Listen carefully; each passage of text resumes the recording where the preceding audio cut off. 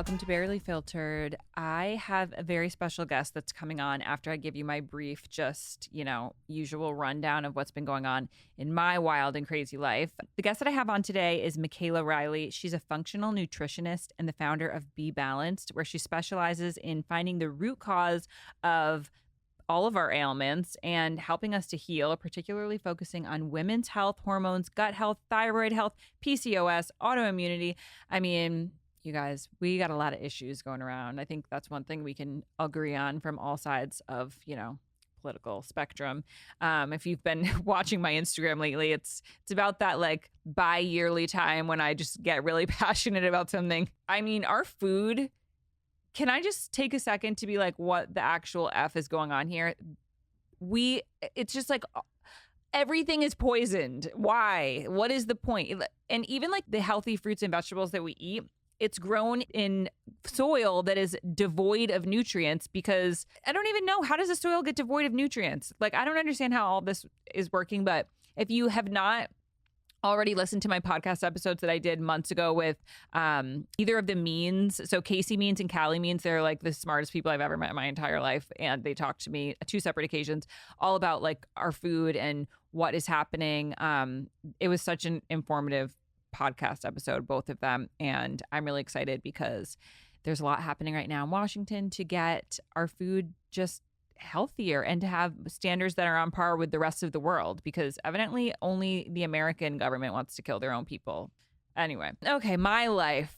So it's eclipse season and don't worry, I'm not going to talk about astrology, but it's eclipse season, and it's during eclipses is when it's kind of like a power outage where everything gets shaken up. And I feel like I'm feeling that. There's going to be an eclipse tomorrow, which is October 2nd. And we are in Libra season. So Libra season is all about community, friendship. How are we relating with other people in our life? And are we getting along? Are we having issues? I feel like between Libra season and eclipse season all happening at the same time right now, my personal relationships got a little shaky. Honestly, it's just with one person. And obviously everything is anonymous here, but this is a person who I love dearly, very close with a lot of people in my life. Like, that friend who's just friends with all your siblings, and then your parents are friends with her, your kids love her. Like the friend who just, it's hard to get rid of those people because you love them. I really don't want to get rid of that person, but the same kind of drama circulates at least once a year, maybe twice a year, where it's like this person is just talking about me and not in a nice way, like gossiping about me and spinning webs and kind of taking stories and twisting them or sharing information with people that don't need to know the information. And this particular story involved the fact that I wasn't able to drop off Remy at his first day of school this year. And I was like so upset about it, but I wasn't able to make it happen. It was a day that was Mikey's day with my kids, and he dropped him off that day. And he actually went to Italy for 2 weeks that day. And I picked Remy up from school. And this person told my sister and my brother-in-law that I forgot Remy's first day of school, or that I missed it, or I forgot it or something. And Olivia was just like, yeah, we just said to her, like, we don't believe that. It's not like it's so out of like feasibility that I would like forget. One time I forgot it was an early dismissal day, and literally Sophie calls me and is like, Aurora, I think you have to pick up Remy from school. And I was like, shit. And I remembered, and of course I was like on a walk, like 2 miles from my house. So I'm like running home. Like I forget shit all the time. The point is that it's like when people hear stories and twist it or take it as an opportunity to like drive a point to someone, to try to manipulate someone else's understanding of you, that is what really gets to me. And I try to catch myself in this because like we all can be gossipy. We all can talk about people in a way that like I for one can exaggerate. I know that I'm an exaggerator. Just like I like the drama of like using big words and language that's, hey, I have a podcast. Look at me. I'm talking to myself right now for 10 minutes. But like the point is I catch myself because I don't ever want to manipulate someone else's perspective on someone. Like, we all should form our own opinions. I mean, this person was talking about me to my own sister, so I can't imagine when she says about me to other people. But the fact is, like, I actually didn't miss Remy's first day of school that day. I wasn't able to drop him off. And, like, mind your own business. Like, anything to do with my kids, or this person last year was talking about, like, my financial stuff with my ex of, like, who pays for more. And I'm like, it's just odd when you hear that this person is talking about really personal parts of your life to other people. Like, just, but I will say it's always somebody that you really care about and that you love. And this is a person who I know, like, she literally cannot help herself. I think some people are addicted to gossip, or they just love, like, a juicy bit of information and they run with it. I don't really know. I don't get it.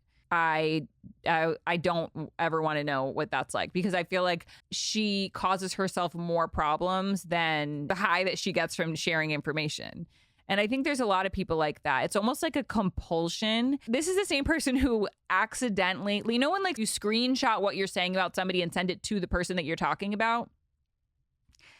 Like, this is somebody who does that accidentally a lot. It's like they almost are their own worst enemy, and they shoot themselves in the foot because they want themselves to get caught. I don't know. But anyway, my point is that during this eclipse season and Libra season, I am learning that boundaries are so important. And even though this is somebody who I was actually really looking forward to, like, spending time with this year and, like, holidays and stuff, when somebody continues to show up the same way over and over again, now it's just my fault if I keep letting this person in my circle and caring about what they think. I read something the other day that was like, when a snake bites you, do you stand there, like, trying to figure out, like, why did the snake bite me? Why would they ever want to do that to me? What did I do to it? Or you know, it's like the more time we waste trying to figure out why people do the things that they do that hurt us, we're hurting ourselves.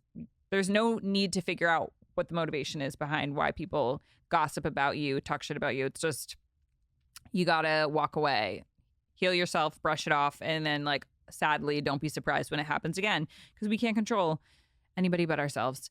And interestingly enough, the person who I have on today was talking about how one of the ways we can really heal ourselves is by eliminating toxins from our life. And I was like, oh, like plastic and chemicals. She was like, no, actually, like, toxic people. So when we think about eliminating toxins, it's not just about what we're physically ingesting, but when you think about the people you surround yourself with, this is energy that maybe you can't see it, but we're absorbing it just as much as we are, like, you know, a Big Mac.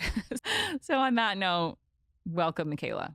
Hi, Micaela. Thank you for being with us today. Yes, thank you so much for having me. I'm excited. And you look amazing. I was just listening to an episode that you did with, who was it? Somebody else's podcast. And you were talking about how, like, your journey with your weight was what kind of started your career. So tell me exactly, what's your title? Yes. So I'm a functional nutritionist, and it kind of is a little bit crazy what landed me with that, because I had my own healing journey. Yes, my weight, my body image issues definitely led me to kind of where I'm at today. But I went to school and got my bachelor's in journalism, actually. Oh, okay.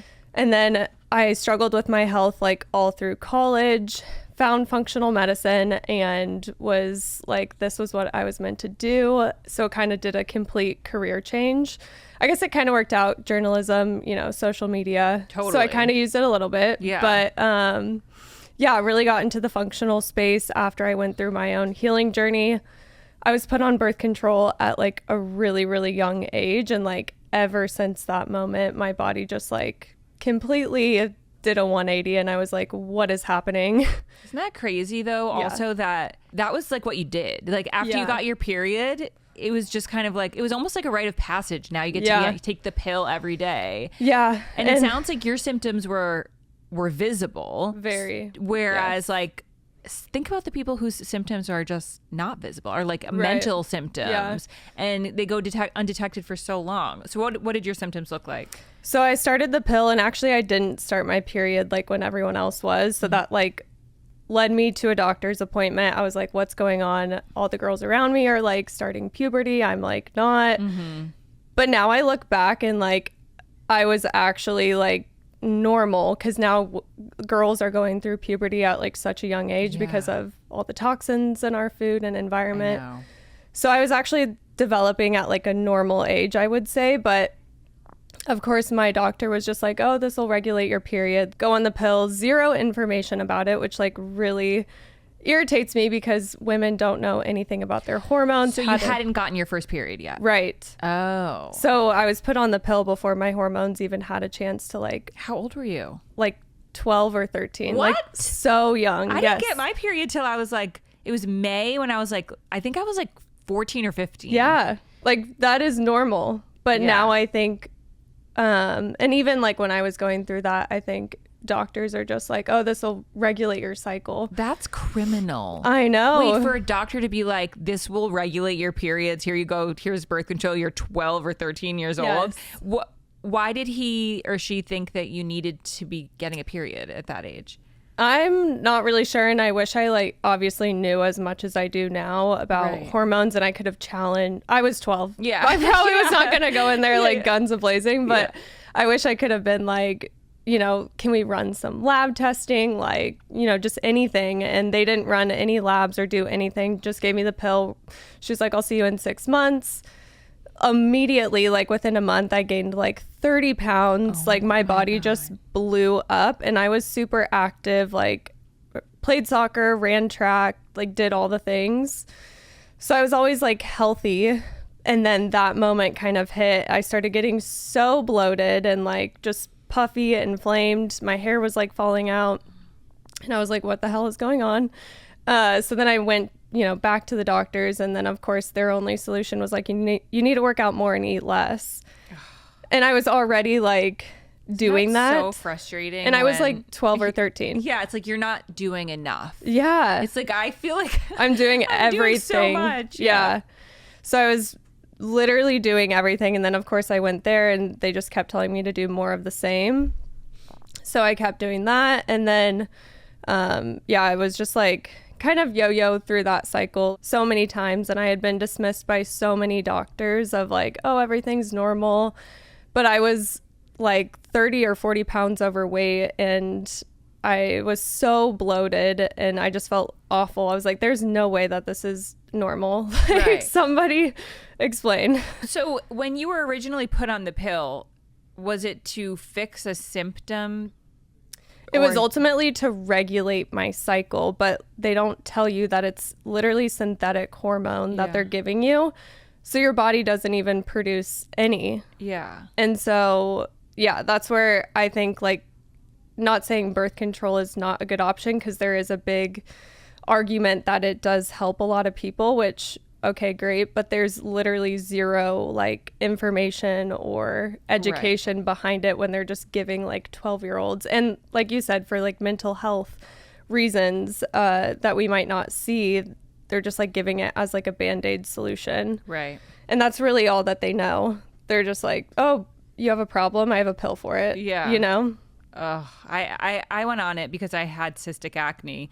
Like very hormonal cystic acne, and it did make my acne go away, but I'm not sure. You always heard like, oh, it can make you fat, and that was like the worst thing that anybody would have ever wanted when you were in middle school. So we're like, oh no, but like it didn't do that to me, so I thought everything was fine. But who knows what other symptoms it could have that could have happened from that. My sister's one of those people who like, so she had endometriosis, and so she's on a birth control because to have a cycle for her body is so detrimental to her uterus at this point. So like I get it. There's people who at some point it works for, but it's just I'm so glad that now we're kind of at a place where it's not like the first solution. Right. So how did you end up figuring out what the underlying problems were? So I went through a lot of cycle of like under eating. I developed an eating disorder because I had been told by so many doctors, work out more, eat less. And I was already like so frustrated, doing like the most insane workout regimen you could probably imagine. And I felt so exhausted. I was like, there has to be an easier way to like do this. But ultimately, after being dismissed so many times, functional medicine had just started kind of coming on the scene. So I found a provider to work with and run a bunch of testing. They found out that my cortisol levels were like so high. My body was just in like fight or flight all the time. And I had like no sex hormones because my cortisol was just like suppressing everything. And birth control also just kind of had messed that natural cycle up. And then my thyroid was also just a wreck. And then my gut issues were also just like, it was just like an inflamed hot it's mess. Like if one thing's off, then everything else is kind of, yes, everything goes. So hard to pinpoint. And it's just so crazy to me too, because I went to like the Mayo Clinic, and gold standard, like that is like medicines, you know, hands down the best. And they were like, oh yeah, just take birth control again. I was like, I did not just drive 8 hours for you to tell me to take the pill. Oh my God, so frustrating. Yeah, I was like, okay. And it's so expensive too. Like, yeah. I mean, you know, our insurance covers some things, but not, I find that like normal insurance really doesn't cover when you are trying to figure out what a problem is. Right. Yeah. And that's the unfortunate part about it too. Like, I have my own practice now, and we don't work with insurance because it's just like a nightmare, one. And yeah, I mean, ultimately, you probably will pay more out of pocket, but I would hands down pay as much as I did for like all the functional care that I got, because it actually got me answers and solutions versus just chasing my tail. But ultimately, I ran a bunch of functional lab tests, found out kind of like the root of what was going on. And it was nice to finally hear like, oh, there's all these issues going on inside your body. It's not just in your head, like doctors were kind of gaslighting me and telling me.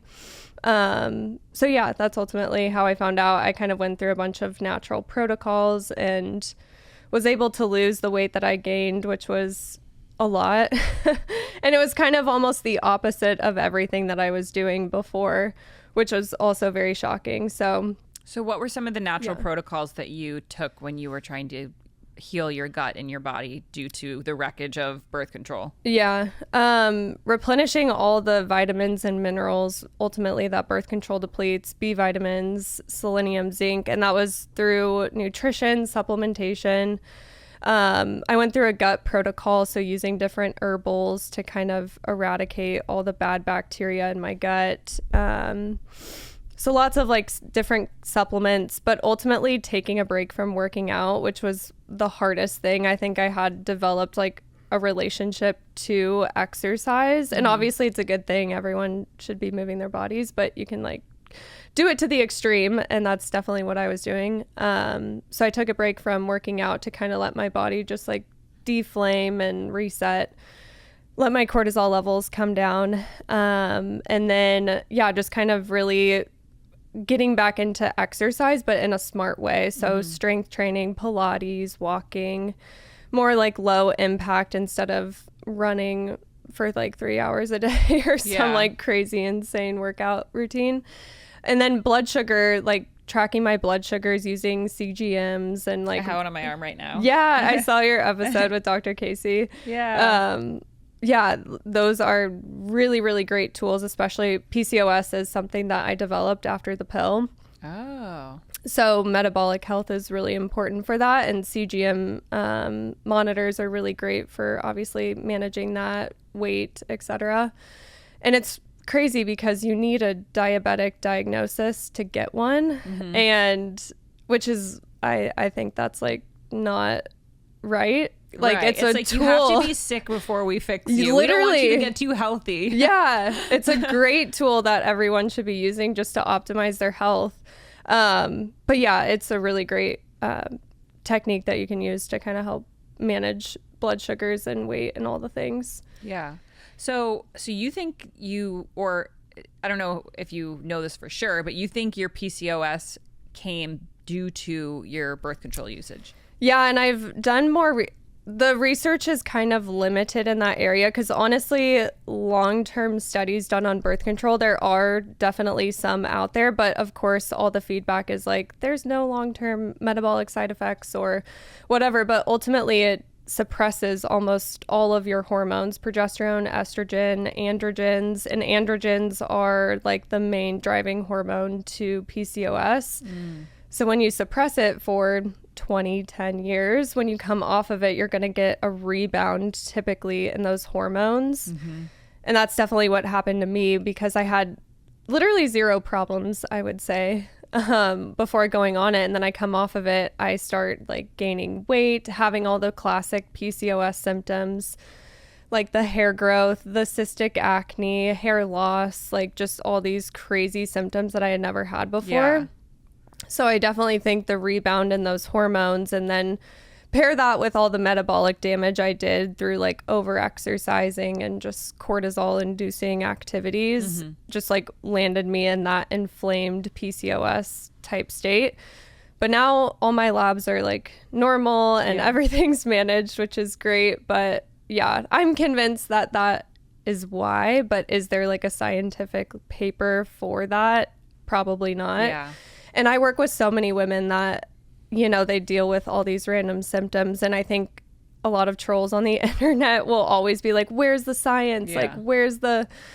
And sometimes you don't need like a scientific paper to kind of, you know, come Didn't to that. Science give us the birth control right, in the first place? Come to that conclusion that like all these people are having the same problems, you know, there's probably a common denominator. Totally. So yeah, that's my theory, but we'll see. Yeah.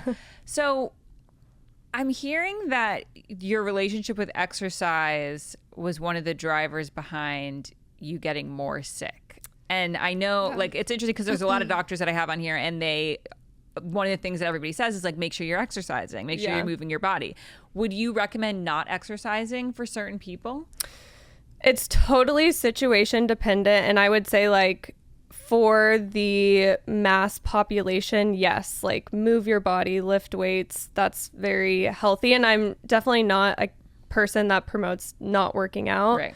But if you have someone like me who is working out for like 3 hours a day and just like under fueling themselves, then I would say, yeah, you probably need to take a break from working out. And to be honest with you, I work with so many women that are in that, you know, group of what they're under eating and they're working out way too much, and it's leading them to the inflamed, can't lose weight, I'm puffy, bloated, my hair's falling out, why is this happening? I'm like, well, you're working out for like 3 hours a day, that and your lifestyle sounds like absolute exhausting. Hell. Yeah, like not eating and exercising too much. I used to work out at like 5 a.m. I honestly don't even know how I did that. I'm like, I could not do that if I tried. Right. Like, and I don't know how I did it. And for somebody to be like, you're not doing enough.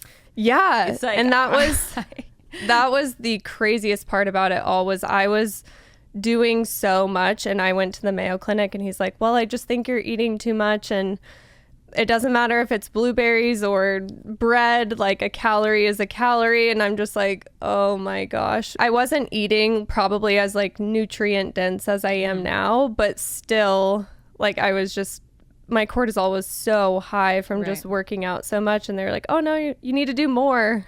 I'm like, what?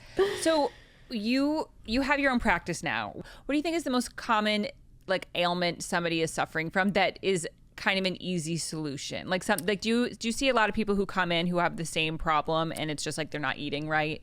Yeah, in general, but I would say that's actually a very small percentage of the people that I see. But with those individuals, I get results really, really fast. So typically somebody comes in, it's kind of like a general population. They're not eating very healthy. Maybe they're not moving their body, lifting weights, kind of doing that type of exercise.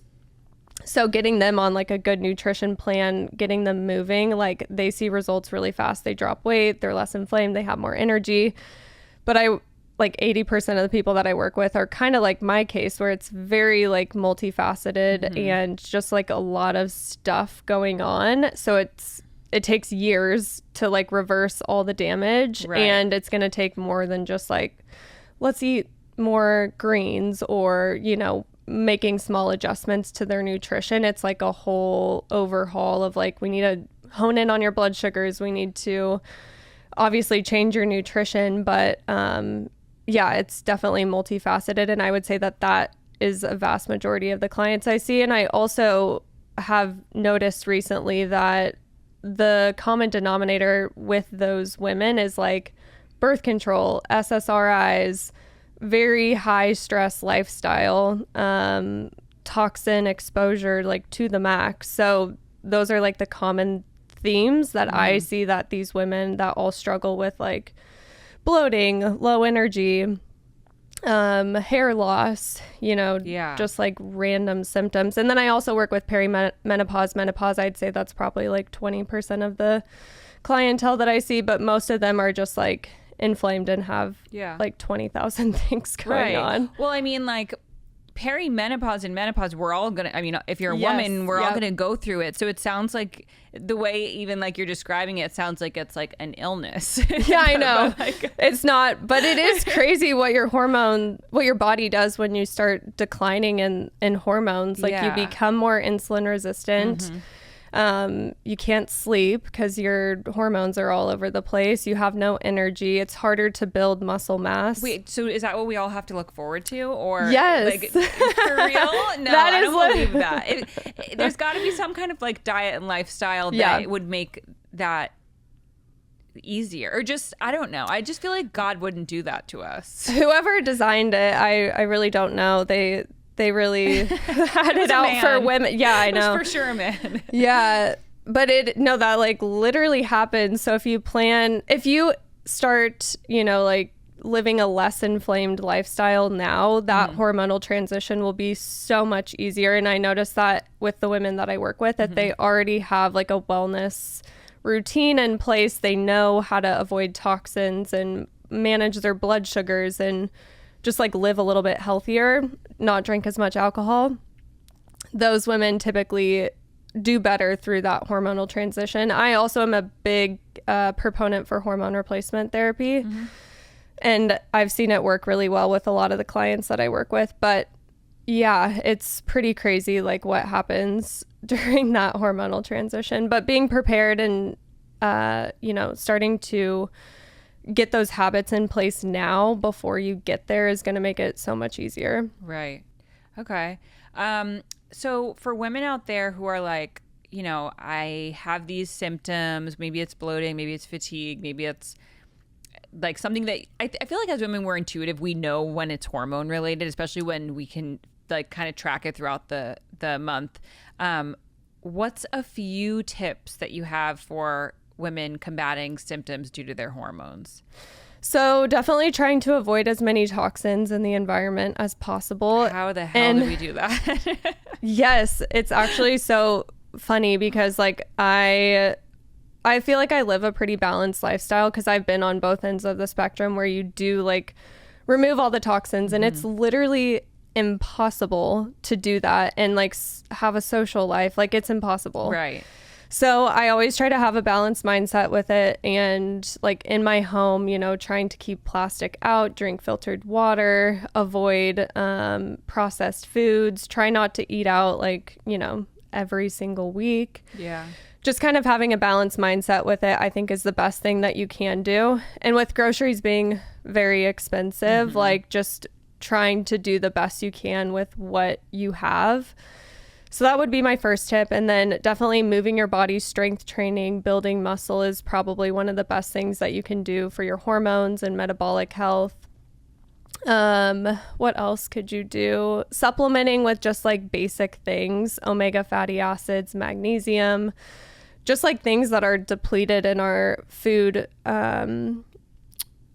source today because our soil is so nutrient deficient. We like really don't get all the vital nutrients and minerals that we need. So really trying to replenish all of those just basic things. Sleeping, getting outside. I think we obviously sit in this like blue light infested like here we are in this cubicle. Yeah, but like getting outside, touching grass, having boundaries with social media and toxic people in your life, I think is also really important. That was a huge turning point in my life. I got out of a toxic relationship. Yeah, like toxins are not just plastic people. Totally. They're also people. The people in your life. Yeah. No, it's crazy how much people and relationships can really affect like your body and hormones and cortisol levels and just contribute to all these things silently too. Because you can be doing all the right things and you're like, why isn't this happening? Trauma is another really big one that people don't think about. Yeah. So yeah, just kind of doing all those things. But I also that seems like a lot too. Yeah, it literally seems like so much, but it's kind of all the work I've been doing. And when you say it, it sounds like a lot. But the thing that I've noticed is that it sounds like what sets it off to begin with is usually a very kind of simple and obvious thing. And then like all the symptoms make this complex thing, because when your gut's off, then your hormones are off, and your mental health exactly off. Yeah. And I think having a balanced approach with it is one of the most important things that you can do, because you'll literally drive yourself crazy. Right. And then you have a whole other host of problems. Yes. And I definitely have been on both sides of the spectrum, where I'm trying to like do all the healthy things, but like my environment's just super toxic. So then I'm like, okay, let's do a complete overhaul. And then I go like way too far, like reading all the ingredient labels, which is important, but also like sometimes you just need to like take a breath and just do the best you can. So I feel like now I've really been able to adapt like a very balanced lifestyle, and my mental health is so much better than when I was like really trying to avoid every single toxin and like perfume, makeup. Like it's impossible. Yeah, like we can't hang out with her. She wears the like really flowery perfume. Yeah, like I'm actually not a perfume person either. I don't. Yeah, but it is like literally impossible. And I think like I'm so glad that like Dr. Casey and there's a few other people that are, you know, going to like the higher levels to try to make. I'm like on that train right now. Yeah. I love it. I'm like, okay, if that's really like a moment, like, okay, if nobody's going to make a change, like I need to step up and do something, because that's ultimately what has to happen, especially if you look at like, you know, demographically where these foods are available and like all the things I'm talking about, like people really just don't have the means to like do all those things. Right. So they need to do something to make it like more accessible for people, or else they're going to have we do have this huge problem of, you know, metabolic health. And I'm so glad that they're stepping up and like making change there. I think back to the birth control too. I mean, more education on women's hormones needs to be a discussion before just like giving this pill solution for acne. Like girls have no idea how to track their cycles, which I think is absolutely insane. I work with so many women and they're like, what is day one of my cycle? I know. I learned, honestly, I feel like I learned all of that just from when I was trying to get pregnant. And then I was like, wait, it's not like so easy to get pregnant. You can only get pregnant like a handful of days, and you have to like really try. And I mean, yes, people get accidentally pregnant all the time, but the way that they were handing out birth control to us was like, you're going to get pregnant if you like go to a movie with a guy and sit next to him. No, that is exactly the conversation that needs to be had, because girls think that. Like, they literally do. Yeah. Okay, she's going to kill me, but okay, I'm not going to name who this is, but somebody who is very close with me, she gave head to a guy and she made me go get her the morning after pill. Oh my God. And I was like, you don't need that. Like, you can't get pregnant from that. If only it was that easy. Yeah, literally. I'm like, it doesn't work that way. And she's like, no, I have to. Oh my God, that's hilarious. There's just not enough education. And she was like maybe 17, like too old to not know that. But anyway, that's hilarious. Yeah, not great. But oh my God, the food is a huge problem, and then the fact that I think a lot of people, instead of trying to remove the toxins from the food, or from everywhere we go, every like room, every hotel you go to, there's like diffusers and restaurants, just all those toxins everywhere. Is there something we can eat that will help us like flush the toxins rather than like avoiding them altogether? Fiber, eating lots of fiber. In the standard American diet probably has like 10 grams of fiber. The recommendation is 30. And what's really crazy about fiber is it helps with blood sugar regulation, reducing cholesterol levels, and then also gut health. And those are like the three biggest issues that Americans struggle with: obesity, cardiovascular disease, and then also colon cancers skyrocketing, and especially in millennials. My friend, probably from like vaping, but I mean, I'm sure that has something to do with it. But one of my best friends, who's a stylist, she was diagnosed with colorectal cancer, like stage 3, 36. She was able to heal from it. She got a totally new colon. Wow. Like they can totally replace your colon. It was like amazing. That is awesome. But I know somebody else, actually the woman who designed my necklace for me, her husband's brother literally was having symptoms and died 2 months later from colon cancer. 42, like healthy otherwise. And it's like, what is going on? The age doesn't matter anymore. They don't even give like a colonoscopy. Yeah.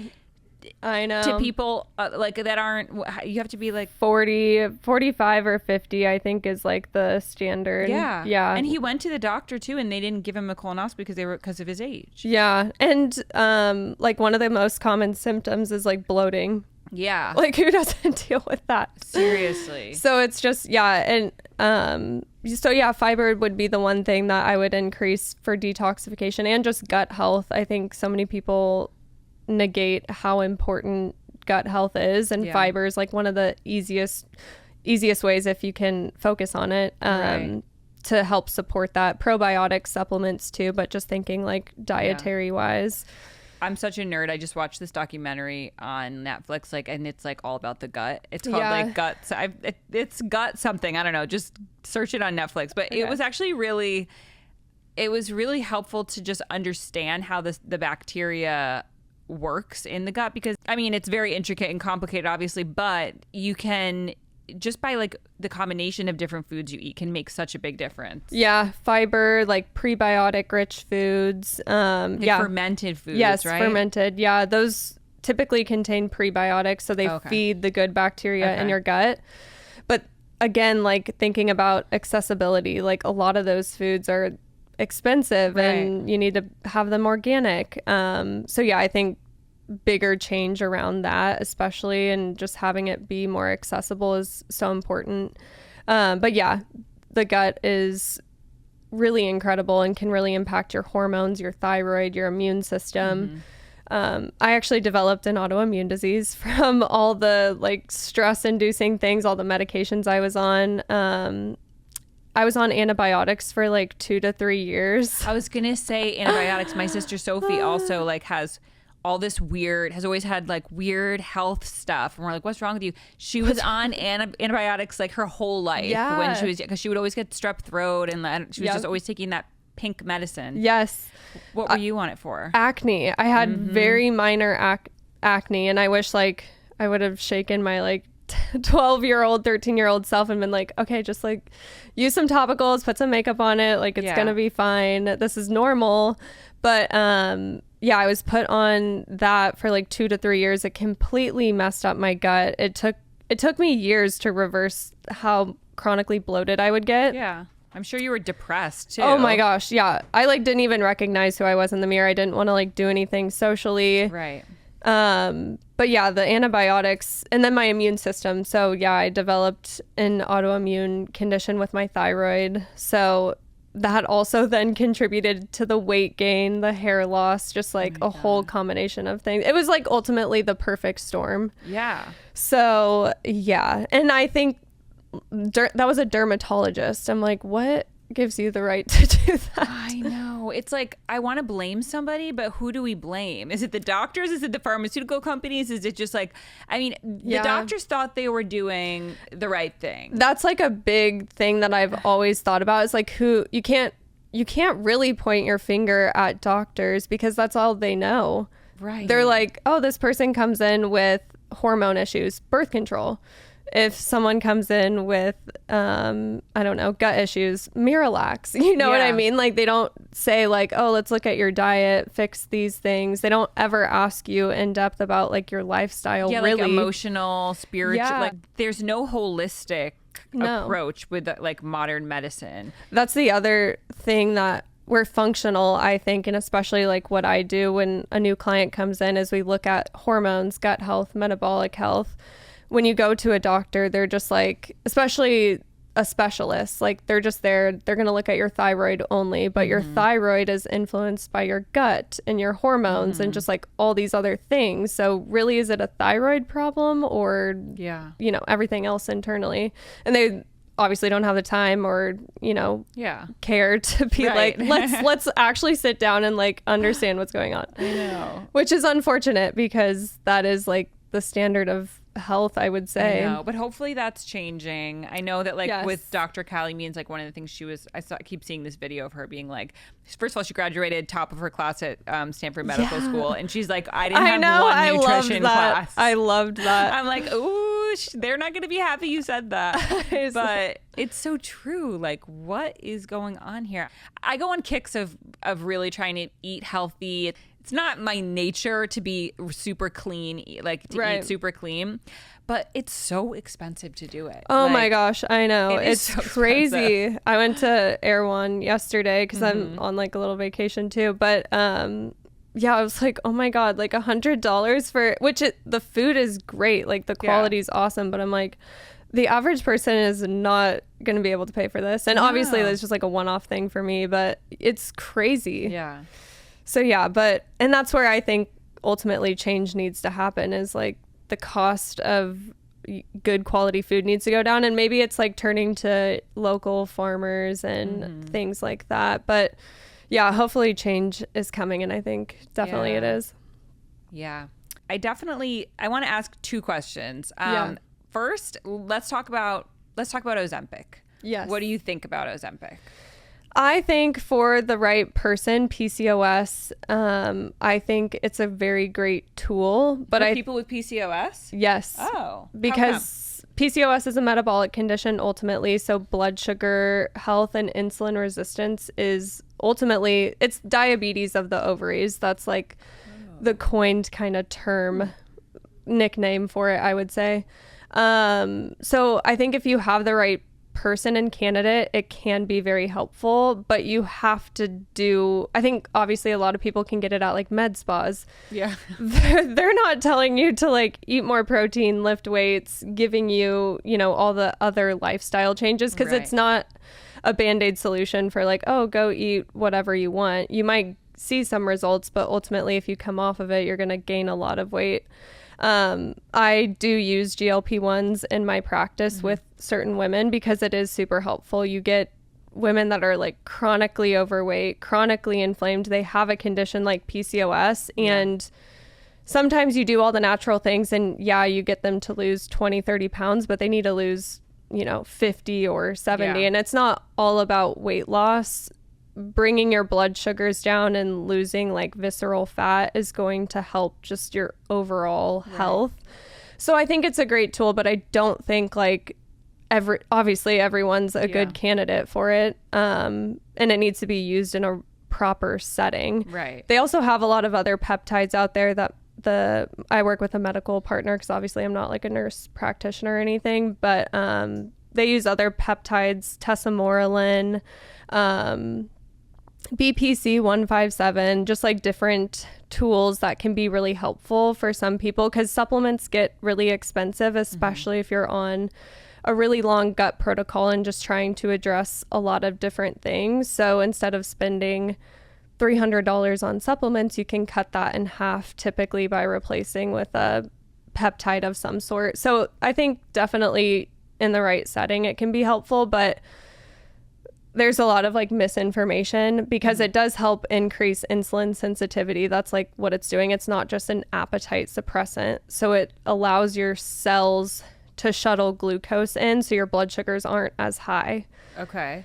And then what happens when you stop taking it if now you have an insulin sensitivity? The hope is your cells become more sensitive to glucose. But if you have someone that's really inflamed, super insulin resistant, and not implementing all those lifestyle changes, they're probably more or less going to end up in the same situation once they stop taking it. Okay.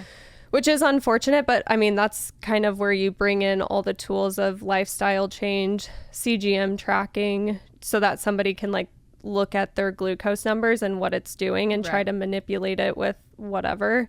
The idea is to have no glucose spikes, right? Glucose spikes are fine, but you want your levels to be in the mid 80s, 85, 80. That's kind of where you want your levels to be. You can spike, obviously you will spike after you eat really anything, but you should come back down into like the mid 80s, 90s. So how long is it acceptable to stay in a spike? 2 to 3 hours is the recommendation. So if you're wearing a sugar monitor, you can also get them for like $20 or $30 on Amazon.